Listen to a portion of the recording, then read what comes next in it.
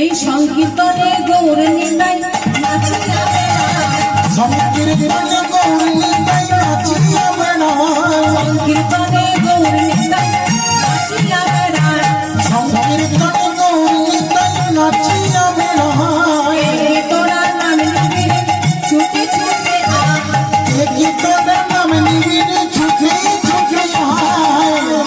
কারা নেবেন? সবাই নেবেন তো? মন ঠিক আছে তো? দেখুন এই যে আসনটা বসেছে না, এটা কিন্তু যাত্রার আসন নয়। এই আসনে একজন বসে কি ধর্মের রাজা পরীক্ষিত মহারাজ, মাত্র 7 দিনের জন্য। আপনারা তো আসন পাচ্ছেন, তিনি আসনও পেয়েছিলেন না।